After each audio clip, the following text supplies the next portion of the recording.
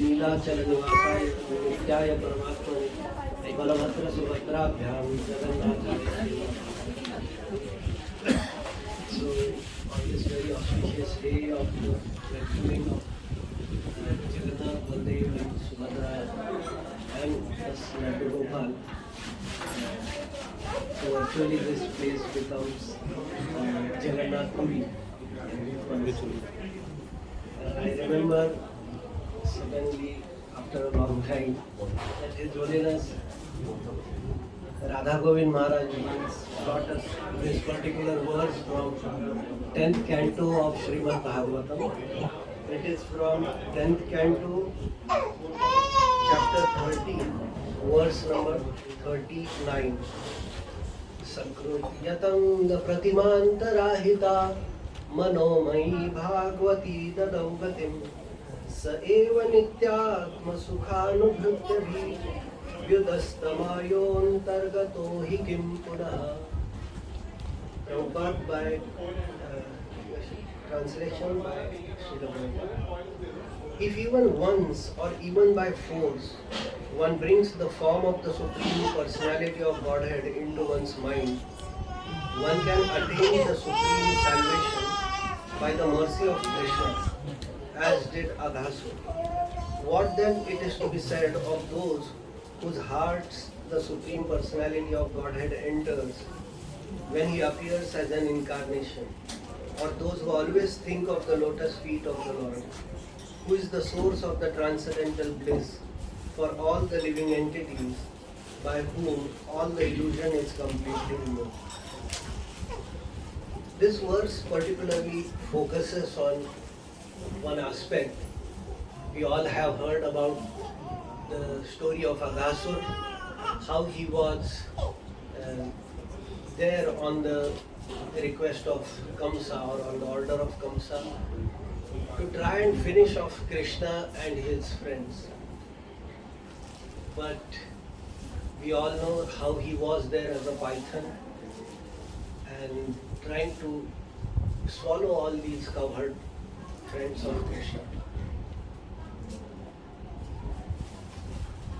Gradually, as the friends, they are so much assured or convinced that if Krishna Balaram are together with them, then they don't have to even worry about anything. Because if a snake or a python, and that too like Aghasur, opens up his mouth, definitely different, pungent and notorious, it's bad, foul smells come through the mouth of these creatures. But to think that as a playground or something new, as children always want something new, we may give them various things, but still they find out something somewhere and make a joyful or playful game with it. So similarly, Krishna's friends found this as a new game and they thought, let's go and play some games here. They entered the mouth. Krishna also seeing them, he knew that this is Aghasur, but somehow he followed them, and as we all know that he expanded himself finally to finish Aghasur.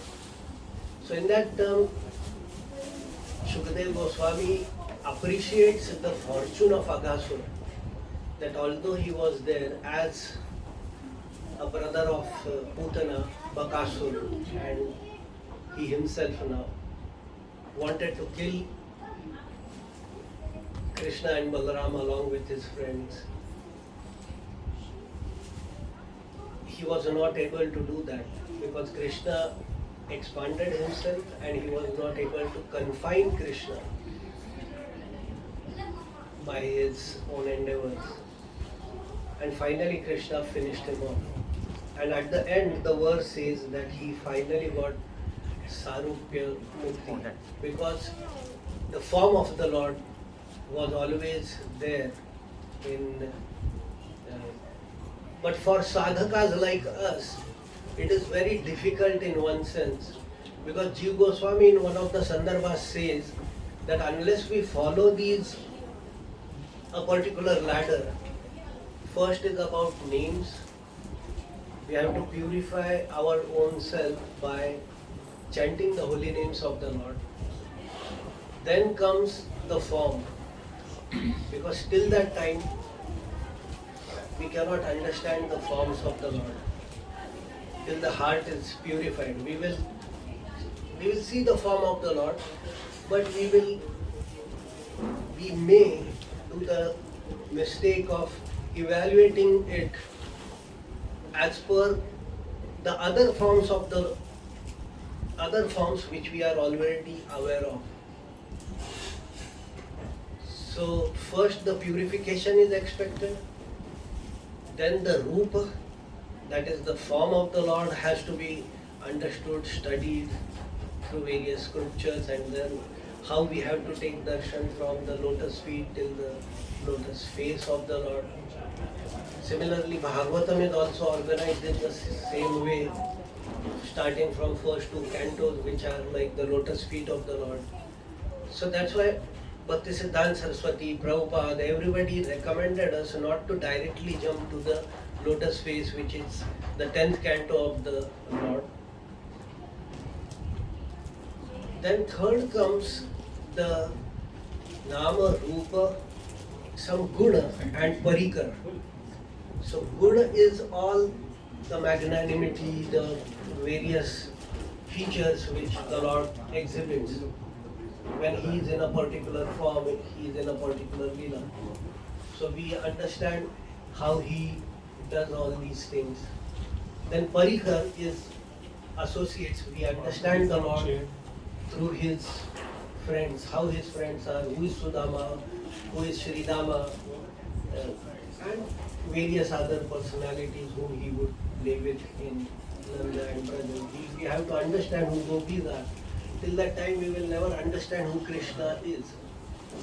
Narad Bhakti Sutra also says, Yatha Brajagopikanam. Just follow in the footsteps of Brajagopis. And then ultimately the Leelas part come. So Nam, Rupa, Guna, Parikar, and then at the end is Leela. So if somebody directly wants to jump to the Leela, then it may be lots of confusion for that individual, because we may not understand anything. We are not pure, we haven't trained ourselves sufficiently on the way. So on one hand we see that Aghasur, Bakasur and Putana, the three brothers and sisters, never did anything like this. But still, how did they get the blessings of the Lord? How did they get mukti? Now mukti as a word may be argued on various levels. The Vaishnava Acharyas are very clear. They don't want to finish off this identity as a das or dasi and don't want to merge. So they even consider the Sarupya or Salokya or Samipya or Sayujya. All the muktis, Madhvacharya terms it as staying with the Lord, trying to visualize his form and always thinking that I want to serve him. Because mukti is possible even in this particular form which we have. We have to just be getting over the dualities of this material nature. And then we are mukta, means we are only focusing on the Lord and his service. Because even if we technically get mukta, we may not be able to be in a position to serve the Lord. Like if I have to ask all of you that are you ready to be with Krishna at this very moment? So most of us would say we will need some time. So Prabhupada says, because there the only question, only dream, only thought, only service is about Krishna. And in Narad Bhakti Sutra again, when giving the definition of bhakti, Narad Muni has the first definition. He says, Puja Adishu Anuraga Iti Parasharya, means Vedvyas ji says that although he is the disciple of Narad Muni, he is elaborating his definition saying that Parashar ji's son, Vedvyas ji, is saying that who developed that inclination to serve the Lord. Then he gives the definition of Gargamuni, who says, Katha Adishu Anuraga.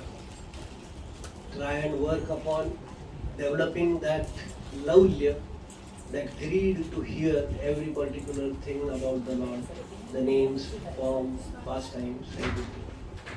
And then the last thing comes about Atmarati Avirodhena iti Shandilya. Shandilya Muni in his Bhakti Sutras also says that one needs to sometimes sit alone and meditate upon that how he is the servant of the Lord.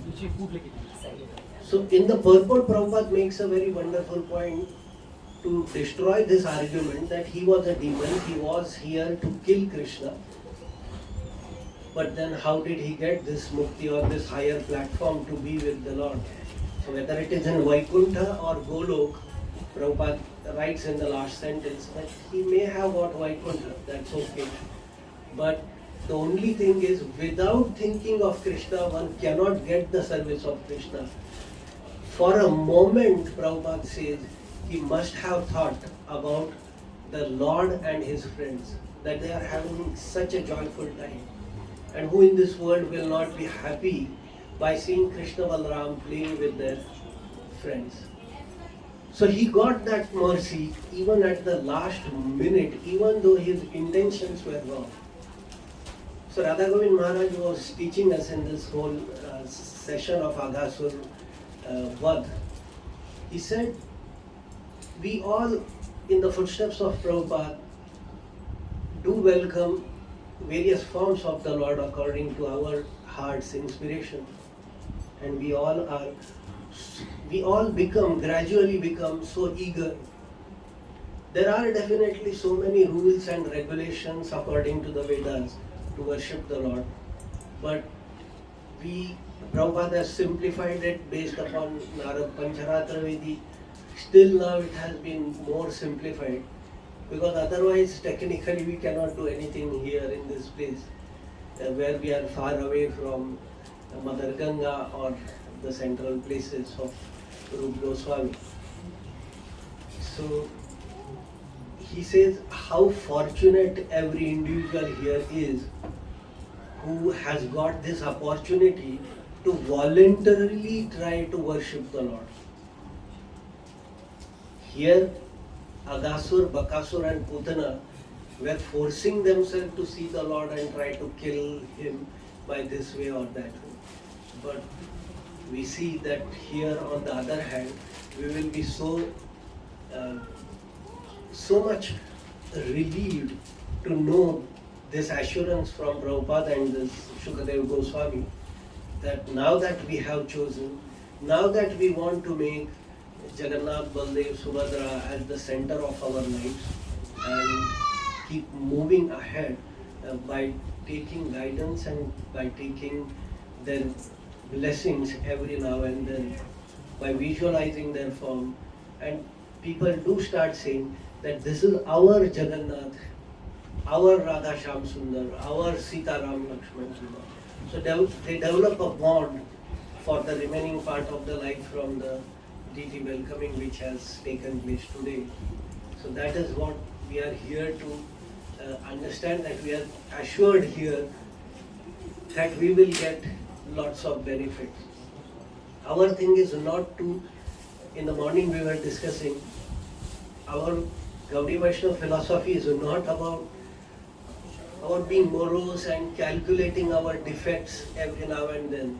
That I am fallen, I am this, I have still to address this issue of mine. Whatever we are, the verses are assuring us, even if we are Agasur, Putana, or anybody, if the connection is with Putana, connection is with Krishna and Balaram, we are definitely going to make it. So we don't have to worry much about the other side of our reality, which gradually will be worked upon by the grace of Vaishnavas, by the grace of Guru and the Lord Himself. So I will stop here and request.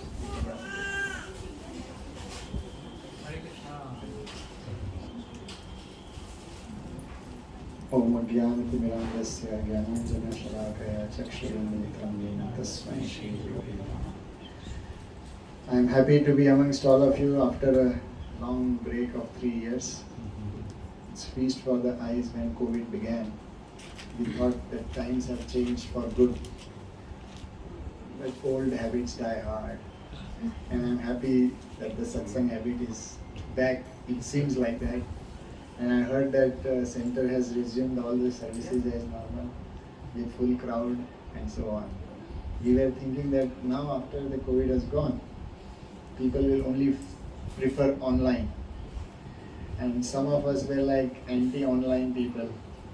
So struggling to just be relevant that after 3 years people don't forget us. So we did some things online, but it was a torture. So very happy to be amongst all of you here. Very happy to see all the devotees. This event came to me as a surprise. Monday Manish Prabhu just called me 10 days ago. 10 days before I came here. That, Prabhu, you are coming, can you help me with one thing? I said, yes, tell me. So he said, I have these deities, can you bring them? I said, okay. And then 2 days later he said, okay, I don't have dress, can you bring? So I said, okay. Then he said, I don't know from where to get the dress, can you? So these things just kept happening. So that's how we are here. And the way the program went today, I could understand. So I thought the devotees here are going to do something, they thought I am going to do something. So we all realized that Jagannath had to come in some way, and therefore he made his way. Srila Prabhupada used to speak about the modern education system as a slaughterhouse, which we have heard repeatedly. He called this as a slaughterhouse not because that all we learn is meaningless, but whatever we learn, it does not address the ultimate purpose of our life. We do need physical sciences for our existence, and having acquired those sciences, it adds meaning to our life to some degree. But because there is a lack of connection of those physical sciences to Krishna, ultimately the whole thing creates a very, very uncomfortable vacuum in our hearts and minds. When devotees or when such people somehow by the mercy of the Lord they come in touch with some devotees, they get attracted to the process of bhakti through some manner, either through some function like this, because he's just a neighbor, he just came, got attracted. Somebody gets attracted to book distribution, most get attracted through prasad, and so on. And then we keep hearing this term, how this material world is dukhalayam and spiritual world is great, and then you have a very big target which comes back to God. So as soon as we hear this, because we are trained in the modern education system, we apply the same spiritual path with the background of the modern education system, with the psychology in which the modern education system operates. Namely, or precisely, in our modern education system, we acquire skills, the results of which are not organic.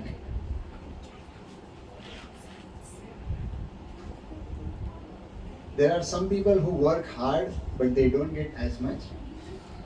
People of the developed countries, they have a disproportionate growth compared to the efforts they put. All of you can agree to this. Really? Right? In our hearts, we do feel that we don't have enough, but when you compare it with the 90% of the civilization, it's a very disproportionate growth. This disproportionate growth, I am not against it. This disproportionate growth gives us a feeling of self-entitlement that I can just do this much and achieve this much because I have grown like that in my physical world. I was just a simple person, now I am very, very rich. Of course, when you are amongst rich people, you will always feel poor, that is a problem.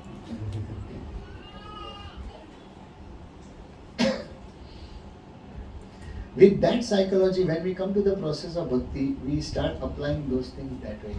And we feel that very soon I will progress, and then we try to cut corners or do whatever we can somehow to seek mercy in quotes or go back to Godhead by these external means. We want to rush fast. So how do I do it? I will immediately rush into taking the dust of so many Vaishnavas physically in an uncomfortable way. Or, all these kind of shortcuts which you think, if I do this, I'll get this. I'll invite so many Maharajs or so many Prabhus or so many this and that, and then I'm blessed. I go to a yatra or a festival, and like in Vrindavan temple, if you go during festivities, the pujari will throw a garland.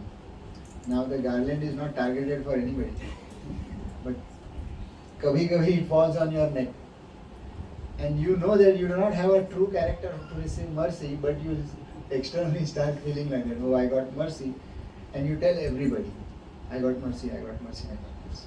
And everybody also adds on to your illusion that yes, truly you got mercy.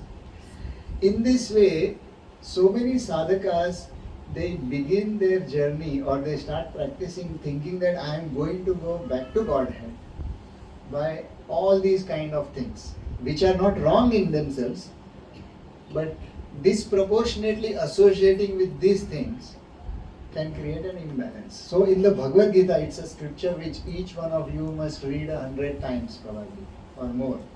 It must be an integral part of your life because there is no space for sentiments there.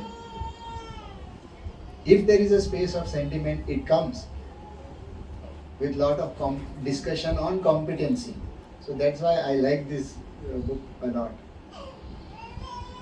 In the 6th chapter, beautiful verse comes, how one should elevate himself. This is our concern. We want to go back to Godhead or whatever, we want to elevate ourselves. How should we do this?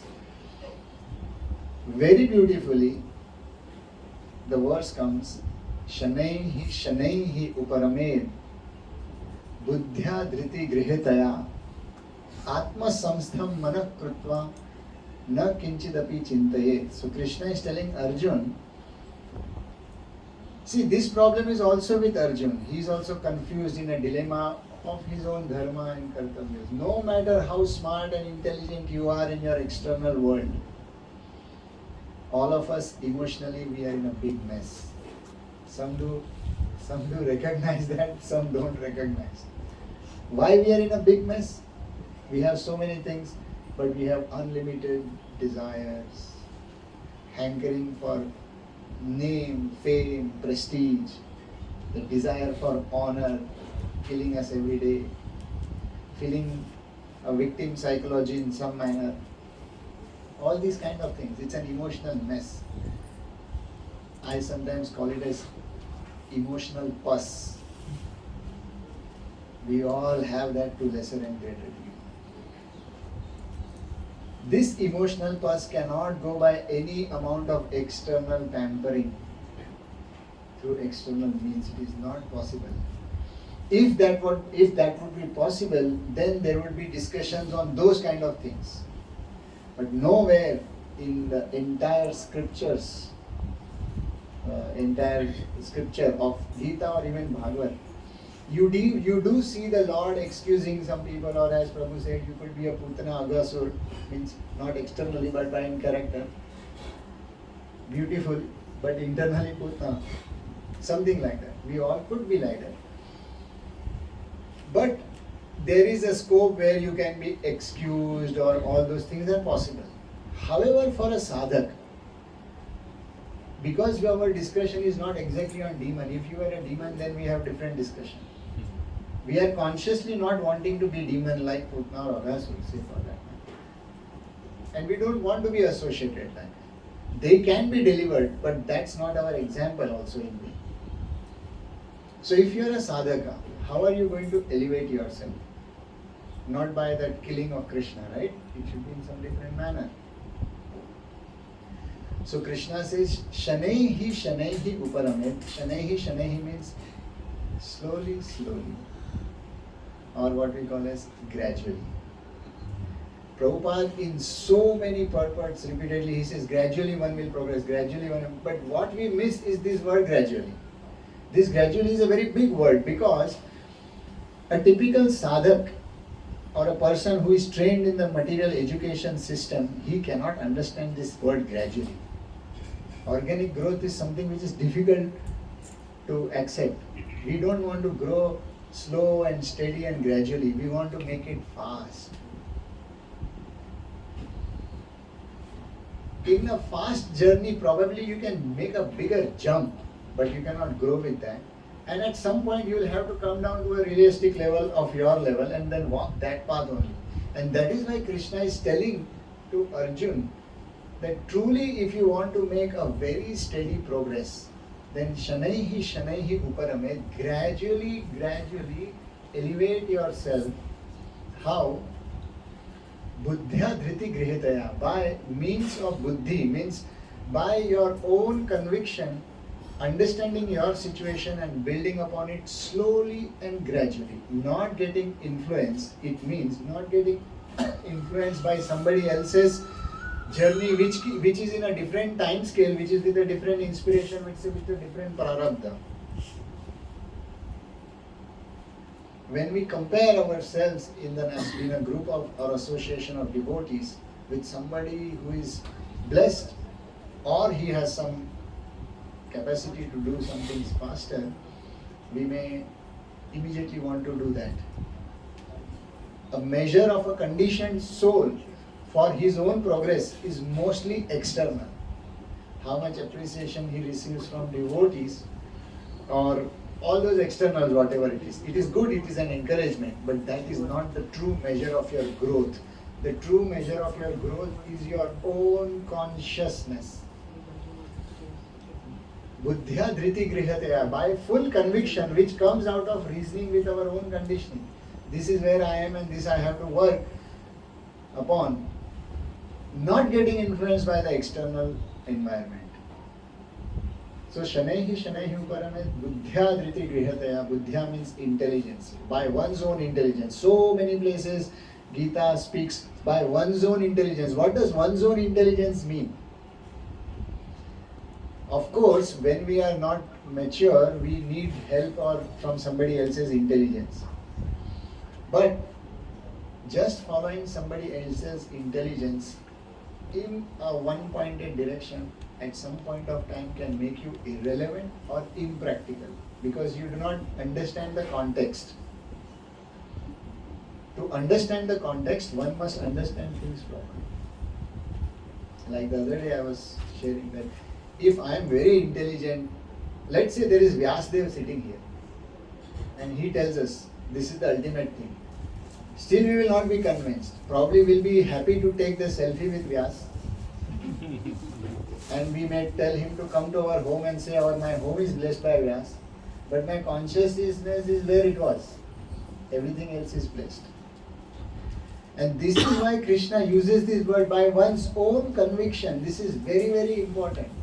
One's own conviction does not come unless you make the effort to put your intelligence. Just like you tell your own kids when you are explaining some maths or physics problem. I heard Prabhuji is a good maths teacher. So you would be telling children this, right? apply your intelligence. Don't we say this? Even after you are giving the children the formula of how to do this, how to do this, how to do that, you do tell this, apply your own intelligence. This is exactly what Krishna is saying. Unless you apply your own intelligence, you are going nowhere. Atma samstha mana kritva. The mind has to be trained to be situated in the self, not in so many various thoughts which are driven by so many worldly desires. And this is the reason why most of our acharyas, they always recommend some process. Like Srila Prabhupada said, follow 4 regulative principles and chant Hare Krishna. Over a period of time, many of you who are probably chanting 16 rounds, you may also start feeling, I'm getting time because I put timer on to this. I thought maybe why is the timer not going off? Singapore follows a very, and I like that. So the acharyas, they recommend us a process, chanting and so on. After a while, many of us may start thinking, and it is possible, we all have gone through this journey, that once you have read Gita a couple of times, and then read all Acharya commentaries, and then Bhagavatam, and then also commentaries, which I've done all that, so I'm saying, you feel now I've done these things. Now I need to read something more, now I need to know something more. Now I am chanting 16 rounds, but nothing is happening, so I need to do something else, something more. When I was studying the Patanjali Yoga Sutras, I came across a beautiful verse which comes in the Sadhana Pad. Patanjali Yoga Sutras has 4 padas. The second pad, means second chapter or second section, is all about sadhana. That how the definitions of many things, whatever we hear in the Gita, the core definitions of that. What is a yam, what is a niyam, what is brahmacharya, what is asteya, what is puja. All those things, definitions come in the Yoga Sutras. So these were written much before the other text came about. But yeah, in that, a definition of vrat comes. What is a vrat? Now we all know what is a vrat. When you take a typical vow, that becomes a vrat. That I have taken a vow, let's say today is Nirjala Ekadashi, so I will not drink also water.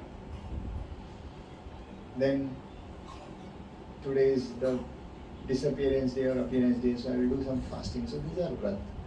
When we take a vow of chanting 16 rounds or whatever rounds you commit to, those who are initiated, they have taken 16 rounds, but if you have not committed, but still you need to commit to something, maybe 1 round, maybe 2 rounds, 3 rounds. You cannot be vague just moving around that I love Krishna and one day Krishna will call me, then I will start chanting. That never really works.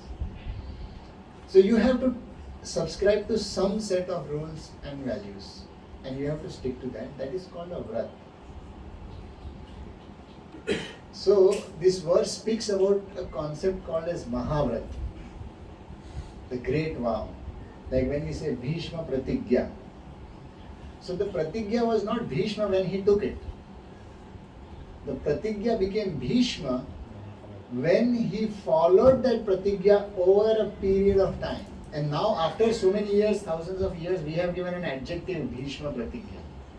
He was not a Pratigya because Bhishma took it. In fact, Bhishma is also like an adjective because of his nature, that once he takes a vow, he fulfills it. But when he took that vow, it was not known as the Bhishma, it was just a Pratigya, that Bhishma has taken a Pratigya. Jati, Desha, Kala, Samaya, Anavachinna, Sarvabhaumam, Mahavratam. So what is the definition of Mahavrat is very beautifully described. Jati, irrespective of what class of person you are, male, female, rich, poor, lower family, higher family, that is all covered in Jati. Desh means place. Irrespective whether you are in Singapore, US, India, whichever country you are in, probably in a difficult situation like some devotees in Siberia, whichever place you are. Kal, different stages of life. You are young, you are old, So many situations keep coming. Today I am very stressed, today I am not stressed. Today I feel like chanting, today I not feel like chanting. These are all kal, different stage, different times. And samay specifically means situations which come on daily basis. So jati, desha, kala, samaya, anavachinna. Anavachinna means that which is unhindered by time, unhindered by place, unhindered by circumstances, unhindered by situations. When any vrat is followed like that, unhindered by time means I am doing this for 10 years and therefore nothing is happening, therefore I need to change the process itself. That means you practiced a vrat but you have not yet converted into a mahavrata. And no devotee in the Bhagavatam, you will not find any single devotee when they are blessed to get an opportunity by their Guru, Narad or XYZ, whoever they are, to subscribe to a process that they suddenly gave up to that process. Why? Because Dhruv can say that I tried for a few times doing this Purak Rechak because that was what Narad Muni told. Do this breathing and then chant this Om Namo Bhagavate Vasudevaya. Till when should I chant? Narad Muni never said for 2 days, 3 days, 5 days.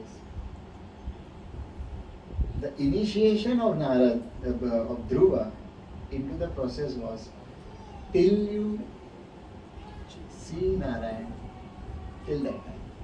After that, you would decide. That was initiation in that sense. So sometimes we all do falter. It's okay, it's journey of life, but this we need to understand. That to do a Mahavrata, you don't need to really get out of your big capital and do something big things. Just these ordinary things which you are doing, if you simply stick to it for a prolonged period of time, your vrat becomes a Mahavrat. Then that gets covered. It is called as Sarvabhauma Mahavratam, means that vrat becomes the universal energy, the energy with which the universe runs.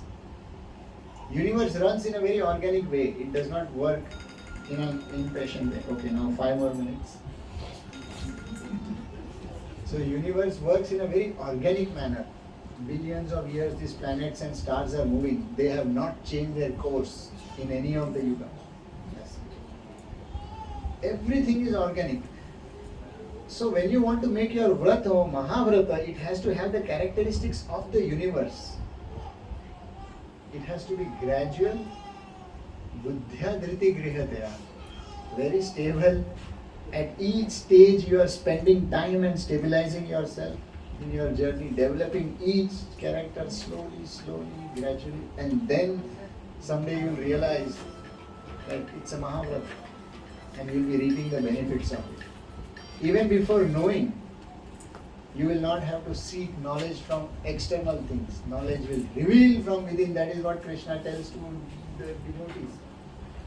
That for one who is surrendered to him, he reveals from within. So someday we will have to experience these verses, which can happen only by sincere sadhana, not getting deviated by other things. Do anything which can support your sadhana. Do anything which can support your mind. Make your vrats into mahavrats and make it a great journey of spiritual experience. So Jagannath, Baldev, Subhadra Maya ki Jai.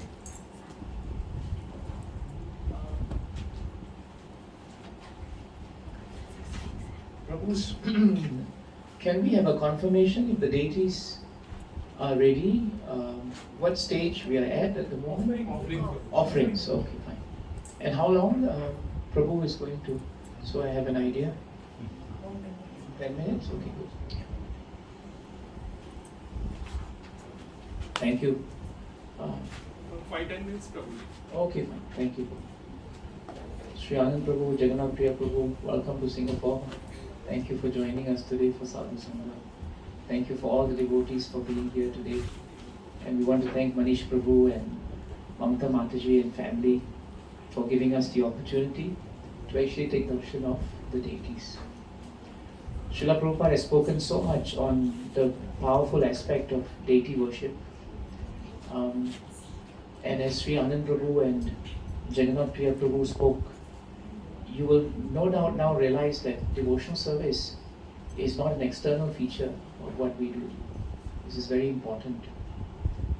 It is not also a ritual, something that we take up and we perform, and then eventually if we are not careful, a ritual means, that heart is not in it. Our spirit is not in it. Then it's ritual.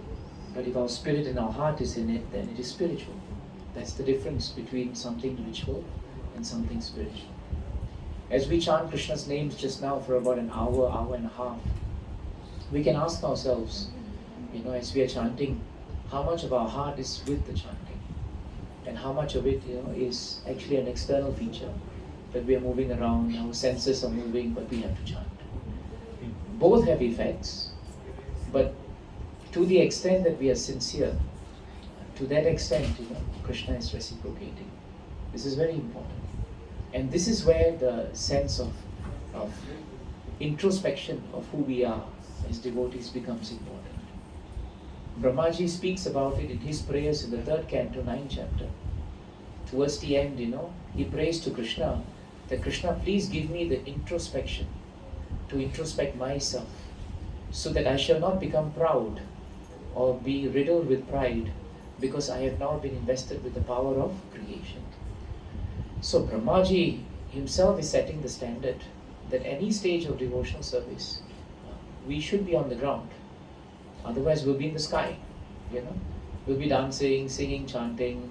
But at the end of the day, there must be a difference in our life.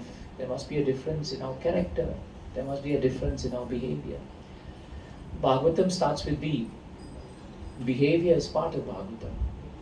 And that's why whenever we speak about deities, one shloka from Bhagavatam is very practical for us. In the 6th canto, 16th chapter, 31st shloka, Chitraketu Maharaj had just come out of the tragedy of losing his child, whom he wanted very much. But Bhagavatam tells us, that at that point when he was actually with so much of lamentation and grief, Narada Muni and Angira Rishi came and they spoke to him, but they also spoke to him on the signs of transcending this connection that everything in this world is just mine and me and mine and this body. Somehow or another, by the mercy of Narada Muni and by the mercy of Angira Rishi, Chitraketu Maharaj heard them. But this hearing process to change our behavior and spiritual consciousness is 2 ways. No matter how much our spiritual master gives us instructions, no matter how many instructions of sastras we have here, as Jagannath Priya Prabhu was saying, until we put our heart into it, until we actually digest it, we assimilate it, we put it into practice, then what will happen is that it will just continue if we do not do that. And what happens is that we become frustrated. Why I'm not seeing something? Why is there no change? Why is it I don't find peace? Why is it I'm still agitated and disturbed? I'm chanting so many years. These things are there not because of lack of sadhu sangha, not because of the lack of the darshan of the deities, not because of any of this. It is only there because we have not introspected on our own devotional service. Because Chitraketu Maharaj was ripe for that introspection and Narada Muni was ripe to give the instruction, it was a perfect combination. And that is why that ability to receive the mercy of the deities is actually very important. And that mercy is received through one's endeavor. In 284 of Srimad Bhagavatam, Shukadeva Goswami declares this to Parikshit Maharaj in that chapter, 284. He says, Shranavataha Shraddhaya Nityam Granatascha Swachestritam. This Granatas Swachestritam is defined very nicely by Srila Prabhupada as by one's own endeavor. So Shranavataha means that we should eagerly hear. Shranavataha, we should hear. And we should hear. We should hear about Bhagavatam, we should hear about Sastras, that's very important. And how we should hear is given. Shraddhaya. Prabhupada doesn't translate Shraddhaya as just faith. Normally when we hear Shraddha, we think it is faith. But Prabhupada writes in the word-to-word translation that one who is eager, one who is earnest. So actually, faith is built by how much eager we are to hear about Krishna, how much eager and enthusiastic and how much eager, enthusiastic and earnest we are. They're all three E's, by the way. All of this, how much we are ready to take darshan, to do service. That is an introspection. That mood, if it's there, then Shranavataha Shraddhaya, then Nityam is possible. Nityam means we can do it daily, we can do it always, we can do it regularly. Now when that happens, for all of this to happen, the platform Shukadeva Goswami gives us is Grinatascha Swachestidam. That means by one's own endeavor. In other words, nobody can swim for you. When you're in that plane and you are the pilot of that plane, nobody can fly the plane for you. You can't call for help and the next pilot there jumps into your plane. It doesn't happen. Even in movies it doesn't happen. Never seen that before. Right? Never happens. Because you are the one in the plane. You have to fly the plane. That's all you have to do. So it's very important for us to realize that Shranavataha Shraddhaya Nityam and then Granatascha Swachestitam. By one's own endeavor, if these things are performed, then what happens? Kalena na atidirvena. In no time at all, Bhagavan Vishate Vriddhi. Krishna manifests. Where? In our hearts. So today Jagannath, Baldev, Subhadra, they have manifested in this house. But more importantly, they should manifest in our hearts. That is very important. And the form of the deity is so powerful that it changes us. I'll just read the shloka and then I think we are ready for the program, Taddarshana dvasta samasta kilbisha swasta malanta karano bhyayan munihi pravriddha bhaktya pranaya shulochanaha prahrishta roma namadadi purusham. See the translation. As soon as Maharaj Chitraketu saw the Supreme Lord, he was cleansed of all material contamination and situated in his original Krishna consciousness. That is the effect that the deities give us. He saw Krishna, and today we are seeing Jagannath. We should have the faith that by seeing Jagannath, material contamination is actually leaving our hearts, and we are situated in original Krishna consciousness. But it's very important how we react to that, and how we translate that into behavior. And that is why in the next part of the shloka, we understand how Chitraketu Maharaj behaved when he took darshan of the deities. He became silent and grave. These are two very important qualities in a devotee. Silent doesn't mean we keep quiet. Silent means we introspect. In that silence we introspect. Instead of shouting and seeing everything externally, we look at our own sadhana. Why to blame the whole world? Why to look for faults? Better we look within. And that is silence. Prabhupada also defines silence as, if we were to speak, let us speak about Krishna and not speak about others. Otherwise this program could very easily change into a social function where we are speaking about how we dress, how we look, how we never greeted each other. I said Hare Krishna to you, I was next to you, you didn't say Hare Krishna to me, and it becomes a big problem. This is all material conceptions. So this is all embedded in the point of silence. And he became grave. Grave means dhiraha. That means we understand the purpose for which we are doing this. Not that because everyone is doing, we also have to do it. And because of love for God, for the Lord, tears fell from his eyes and his hair stood on ends. With great devotion and love, he offered his respectful obeisances unto the original personality of Godhead. Srila Prabhupada gives an amazing purport. And I think it's good to end by hearing his purport. It's very short. The word Tad Darshana Dvasta Samasta Kilbishaha is very important in this verse. If one regularly sees the Supreme Personality of Godhead in the temple, and this is a temple, where Krishna is, it is a temple. Now Prabhupada says, one will gradually be disinfected of all material desires, simply by visiting the temple and seeing the deity. When one is freed from all the results of sinful activities, one will be purified, and with a healthy mind, completely cleansed. He will increasingly make progress in Krishna consciousness. The word here is increasingly. Increasingly means shanai, shanai. It is gradual. It will not happen overnight, but the journey has started. So today, Manish Thapar Prabhu and Mamta Mataji and their children, their journey has started with Jagannath, Baladev, Subhadra. And we wish them all the best. And we hope all of you who came today, you will also be inspired. And we will go home, we will see our deities at home, and we will remind ourselves that they are just not there. That we should actually remember that they are deities. Because that tendency in the material world is very strong. If your deities are in the hall, you walk past them, you scream at each other, you shout at each other, and they are watching you. So we have to be very careful that we don't call Krishna home, and then we say, you sit down, and then I'll do everything, and you still sit down, I'll do everything else, and you still sit down. Krishna is in the heart, but if you don't give him a space to sit, eventually he has to move, isn't it? He has to move. And I remember my Guru Maharaj saying, don't ever fight in the house if you have deities. If you raise your voice, you become angry, then the deities will be there in wood, but they will leave. And they will leave very fast. They won't pack their bags, they will just leave, Maharaj told me. They won't be there. You may think that they are there externally, but they have left. This is the important thing. Don't take for granted this wonderful chance of serving the deities. Jai Shri Prabhupada ki, Jai Shri Gurudev ki, Ananta Koti Vaishnavinda ki, Thai Gaura Premanande, Jai Jagannath Baladev Subhadra Mai ki, Sudarshan Prabhu.